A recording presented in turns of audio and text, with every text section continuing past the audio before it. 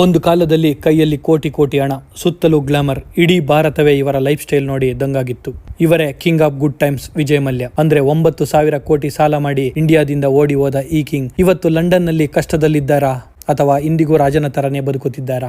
ಮೊದಲಿಗೆ ಮಲ್ಯ ಅವರ business power ಸಣ್ಣದಾಗಿರಲಿಲ್ಲ. ಕೇವಲ 28ನೇ ವಯಸ್ಸಿಗೆ ಯುಬಿ ಗ್ರೂಪ್ಸ್ ನ ಚುಕ್ಕಾಣಿ ಹಿಡಿದು ಕಿಂಗ್ ಫಿಶರ್ ಬ್ರ್ಯಾಂಡ್ ಅನ್ನು ದೇಶದ ನಂಬರ್ 1 ಬ್ರ್ಯಾಂಡ್ ಆಗಿ ಮಾಡಿದರು. RCB IPL ಟೀಮ್ ತಂದು ಕ್ರಿಕೆಟ್ಗೆ ಗ್ಲಾಮರ್ ಕೊಟ್ಟಿದ್ದು ಇವರೇ. ಅಷ್ಟೇ ಅಲ್ಲ, ವಿದೇಶದಲ್ಲಿ ಹರಾಜಾಗುತ್ತಿದ್ದ ಟಿಪ್ಪು ಸುಲ್ತಾನ್ ಮತ್ತು ಮಹಾತ್ಮ ಗಾಂಧೀಜಿಯವರ ವಸ್ತುಗಳನ್ನು ಕೋಟಿ ಕೋಟಿ ಕೊಟ್ಟು ಖರೀದಿಸಿ ಭಾರತಕ್ಕೆ ಮರಳಿ ತಂದ ಸಕಾರಾತ್ಮಕ ಇತಿಹಾಸವೂ ಇವರಿಗಿದೆ. ಆದರೆ ಇವರ ಅತಿಯಾಸೆಯೇ ಇವರ ಪತನಕ್ಕೆ ಕಾರಣವಾಯಿತು. 2005ರಲ್ಲಿ ಶುರು ಮಾಡಿದ ಕಿಂಗ್ ಫಿಶರ್ ಏರ್ಲೈನ್ಸ್ ಭಾರಿ ನಷ್ಟ ಅನುಭವಿಸಿತು. ಕಂಪನಿ ಉಳಿಸಲು SBI ಸೇರಿದಂತೆ 17 ಬ್ಯಾಂಕ್ಗಳಿಂದ ಬರೋಬ್ಬರಿ 9,000 ಕೋಟಿಗೂ ಅಧಿಕ ಸಾಲ ಪಡೆದರು. ಕೊನೆಗೆ ಸಾಲನೂ ತೀರಲಿಲ್ಲ. ಸಾವಿರಾರು ನೌಕರರಿಗೆ ಸಂಬಳವನ್ನು ಕೊಡಲಿಲ್ಲ. ತನಿಖಾ ಸಂಸ್ಥೆಗಳ ಕಣ್ತಪ್ಪಿಸಿ 2016ರಲ್ಲಿ ರಾತ್ರೋರಾತ್ರಿ ಲಂಡನ್ಗೆ ಪರಾರಿಯಾದರು. ಹಾಗಾದ್ರೆ ಲಂಡನ್ ನಲ್ಲಿ ಮಲ್ಯ ಹೇಗಿದ್ದಾರೆ? ಭಾರತ ಸರ್ಕಾರ ಇವರನ್ನು ಭ್ರಷ್ಟ ಅಂತ ಘೋಷಿಸಿ ಹಸ್ತಾಂತರಕ್ಕೆ ಫೈಟ್ ಮಾಡ್ತಿದೆ. ಆದ್ರೆ ಮಲ್ಯ ಮಾತ್ರ ಲಂಡನ್ ನ ಕೋಟಿ ಕೋಟಿ ಬೆಲೆಯ ಭವ್ಯ ಬಂಗಲೆಯಲ್ಲಿ ಇಂದಿಗೂ ಲಕ್ಸುರಿ ಲೈಫ್ ಲೀಡ್ ಮಾಡ್ತಿದ್ದಾರೆ. ದೊಡ್ಡ ದೊಡ್ಡ ಪಾರ್ಟಿ, ರೇಸ್ ಕೋರ್ಸ್ ಗಳಲ್ಲಿ ಇವರ ಹವಾ ಇಂದಿಗೂ ಕಮ್ಮಿಯಾಗಿಲ್ಲ. ಆದ್ರೆ ತಾಯ್ನಾಡಿಗೆ ಬರಲಾಗದ ಈ ಲೈಫ್ ಬೇಕಾ? ನಿಮಗೆ ಏನ್ ಅನ್ಸುತ್ತೆ? ಮಲ್ಯ ಇಂಡಿಯಾಗೆ ವಾಪಸ್ ಬರ್ತಾರಾ?